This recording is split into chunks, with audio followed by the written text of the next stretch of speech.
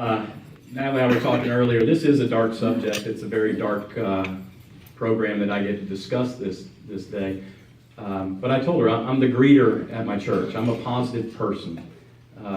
This is something that we need to know about, and I'm going to do my best to present it in a light that, still makes you want to go back to the office and have a good day. With that said, how many people in the room, audience today, have heard somebody speak on human trafficking? That's fantastic. How about specifically sex trafficking? That is fantastic. Usually, and I say usually, I've been doing this now 5 years, less than half, if even half of the room at a Rotary event will raise their hands. So, Charlotte is doing a great job.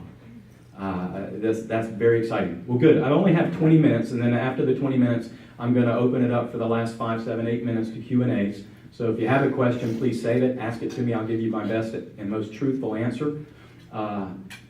With that said, I'm going to throw out as much as I can, speak as fast as I can. This is a subject that I could talk about for 3 hours and squeeze it into 20 minutes to give you some kind of idea of what we can do here for this problem, and specific to Charlotte.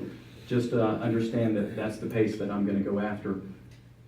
Sex slavery in Charlotte. If I back up just to the nation, because this is a USA problem, if you look at the cards that are on the table, there's my personal business card. It has my personal cell number. It has my personal email address. The cards themselves have a picture of a young lady that should do all the shop factor that I need for today.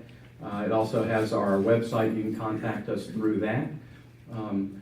With that said, sex slavery is what we do, and what it says on that card is we are passionate about ending sex slavery in the USA. I am passionate about ending sex slavery in Charlotte specific. Why Charlotte specific?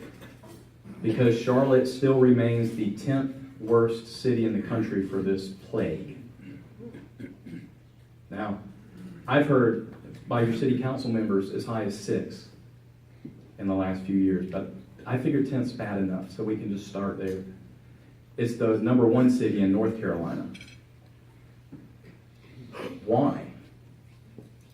Or let's say, let me even go back to what is. So a lot of hands were raised, you've heard something. Let me clearly define for you what sex trafficking is.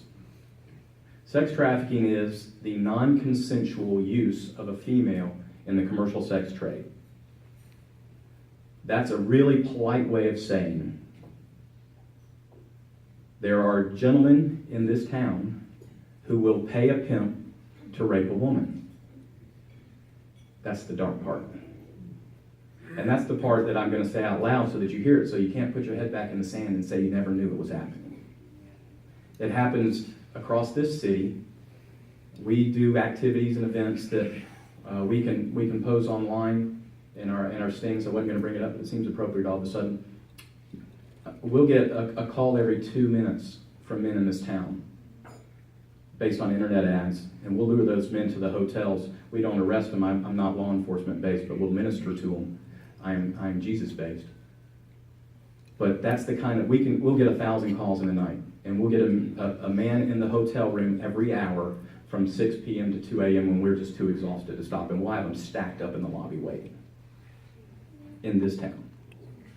And in the Lake Norman region, which is where I'm from. Why is this happening? It's really pretty simple. Prostitution's been around forever. And this is not the soapbox I'm standing on to say whether prostitution's right or wrong. By the way, it's wrong, but that's not why we're here. That's not what we're discussing. That would be consensual. What's happened is the drug cartels have figured out that while it is difficult to bring drugs across the borders, and the USA's done a great job of making that difficult, then they can only sell it once, and then they have to go back to the difficult process of bringing more. And so they realized that they could take a female and sell her anywhere from 10 to 15 times a day for her average lifespan in this business of 7 years. And by the way, it's a $9.8 billion industry in our country. It's the fastest growing criminal enterprise in the world. It's the fastest growing criminal enterprise in our country. It has taken the position from third behind gun running and drugs to second, just behind drugs. It's rampant in the drug cartels, it's rampant in the biker gangs because of the money that can be made. It really is, I hate to say it, but it's true, easy money. So this is a business group.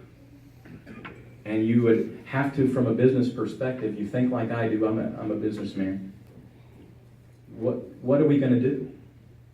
There are other groups that might have sat before you and talked about victim application and how we need to restore these victims, female and male, and we do. I have a heart for that. I'm willing to die for girls I'll never meet. But it says on my card, we're here to end it. And so I've spoken for the last 5 years, time and time and time again, and people always at the end, they come up and say, I had no idea, so we're going to take care of that today. But then they say, what can we do? And it's been very tough to give an answer. But today I can stand before you and say, I've got that answer. It's not going to be the most comfortable for some of the people in the room. I will be a hero to every female in the room before I leave. Because here's what happened. When I started really focusing on ending trafficking, I just reverted quickly back to my Econ 101 supply and demand graph. I have spent, a serial entrepreneur, I'm on my 13th $1 million company, right? The banks used to call me an accumulator back in the day. I spent my life putting products on a shelf. And so now I've re-engineered my thought process.